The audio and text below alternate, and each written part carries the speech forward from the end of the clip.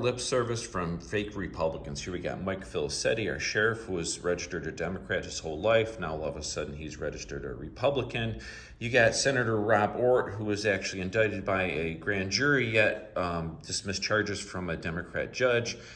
And you have Michael Norris right there, who was arrested for stealing money from the Board of Elections. Charges get dropped, and all of a sudden he's your Republican leader. Now, if these people really care about preventing crime, why are two of them actually should be criminals? So obviously they're not there to prevent crime. They're there to secure their pay benefits for all their friends and families throughout the whole town in Niagara County, who all the fake Republicans control and give you this illusion they're here to protect you. Here's a big illusion of what goes on. Just to prove that it can be fixed very easily, all they have to do is contact our Niagara County grand jury, because in the Bill of Rights, it says, here's a little pocket constitution here, is no person shall be held for answer for capital errors and famous crime unless a presentment or indictment. Now, presentment has the same power as indictment, but what does presentment mean? You were never taught that because your schools don't want to teach you it and the politicians don't want you to know what it is. Well, a presentment, according to a law review from Yale University, federal grand jury presentments,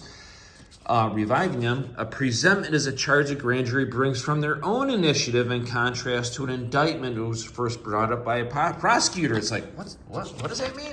Well, there's a reason why they don't want you to know, but it says in your grand jury handbook, what nobody reads because they sit there and listen to the prosecuting attorney, who's another fake Republican protecting their families that commit crimes in our own Niagara County.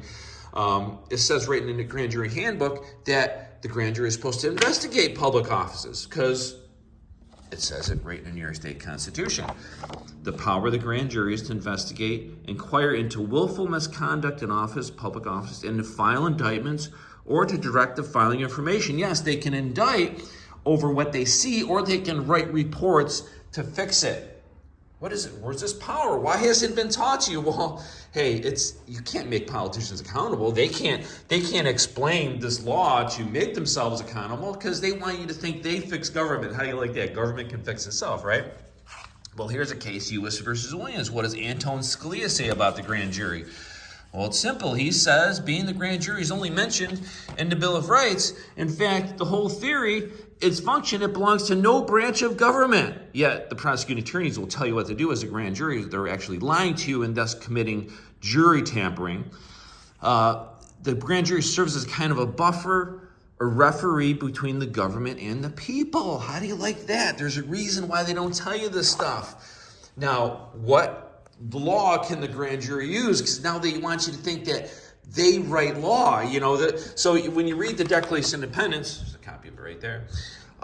That's why they're not teaching cursive in school anymore. You notice what it's written in. And the Declaration of Independence says our country is governed under laws of nature, and nature's God. So what is laws of nature? Well, it's actually mentioned in the 7th Amendment, because according to the courts, you got to go according to the common law. Now, what is common law? Here's another thing they don't teach you. They don't want you to know. So you go to UB Law Library, pull out American Jurisprudence, definitions of common law. It basically says that it's unwritten law. It's uncodified. It's inspired by natural reason, natural law. For any sense of justice, common sense. Well, who gets to use common sense? Well, the grand jury and the trial jury. Here's an organization called Fully Informed Jury Association. What they say, the government teachers won't teach you this in school, but a jury has more authority than Congress, the president, and even the Supreme Court. Judges say the law is for them to decide. That's not true. When you are the jury, you have the right to decide both the law, the fact. American jurors have the proud tradition of saying no and not guilty when a bad or corrupt law is used against the people. You can protect yourself and friends and family by refusing to enforce bad laws in our system of checks and balances. You are the juror, the final judge of justice. Yet they send these postcards thinking they're supposed to fix it, but the grand jury is supposed to fix it. How simple. But they can't let you know, because if the grand jury investigates them, they're going to remove them from office. It's very simple, people, but you'd rather watch football and drink beer, right? I get a video in my YouTube channel where I interviewed late Judge Murphy, and he agrees with me. He says, yes, Dave, the grand jury has this power. And I asked him about nullification. He says, yes, the government doesn't want you to know that the jury can nullify laws these people make along with all the Democrats. So realistically, we're led this path of illusion thinking that government can fix itself. Have a nice day. Please like my videos.